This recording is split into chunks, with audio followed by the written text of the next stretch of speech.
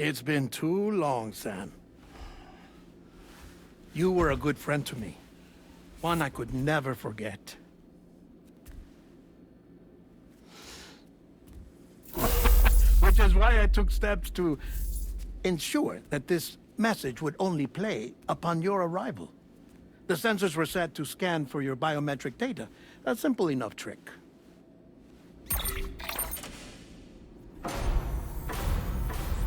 Now, this was originally a geophysics laboratory established for the study of earthquakes.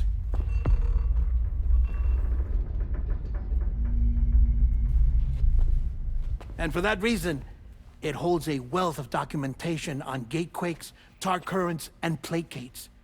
As well, I discovered, as research data on the other side.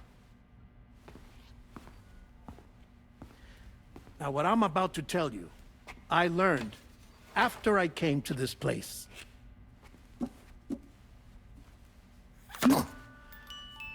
Imagine that this is the lab. Though it's relatively close to the northern tip of South America, the continent is entirely cut off from us by a tar belt. And so we have no idea what's going on down there.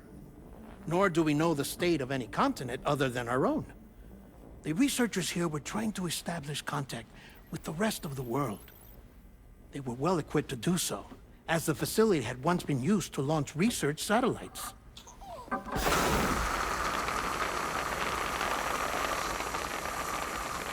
So they tried launching a variety of probes and drones in the hope of obtaining observational data,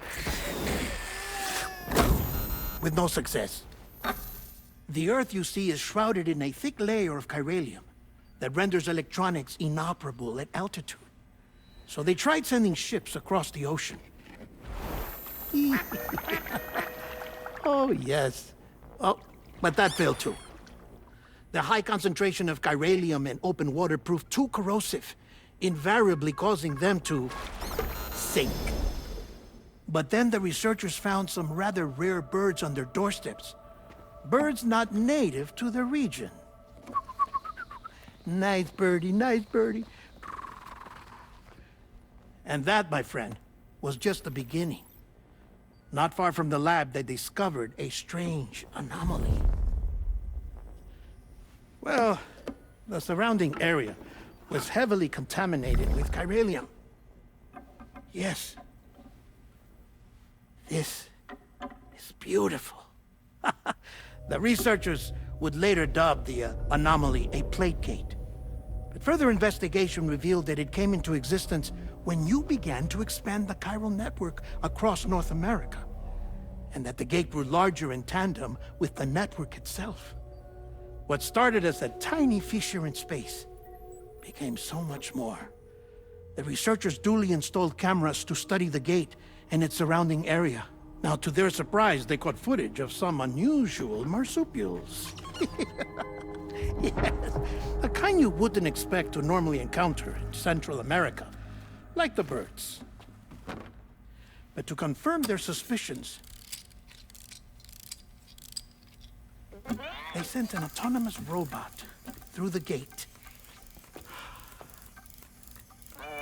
The soil samples it collected were consistent with the archived geological data from the southern hemisphere.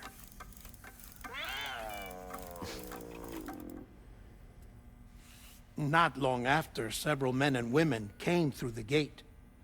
They spoke English, and they confirmed that they had indeed come from faraway Australia. We finally knew the world outside North and Central America had survived. Ours was not the last bastion of humanity, but Australia had suffered the death stranding too. Undeterred, the researchers began working closely with Bridges and conducted a series of tests, paving the way for an expedition to Australia that would lay the groundwork for chiral network expansion. After they had first installed surveillance equipment, that is, so that the gate could be monitored from the Mexican side, a necessity to this day as Australia is not yet connected to the chiral network. The UCA may not have dreams of conquest and control, but they aren't about to let just anyone use the gate.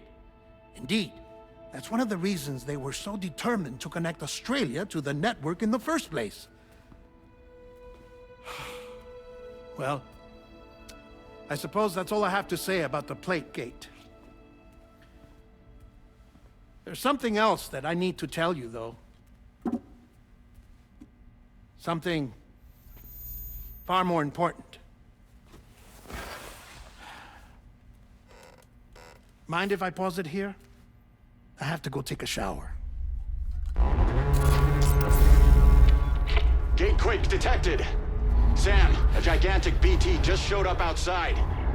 We're prepping weapons for you now. Access the terminal up top and take whatever you need. We're counting on you.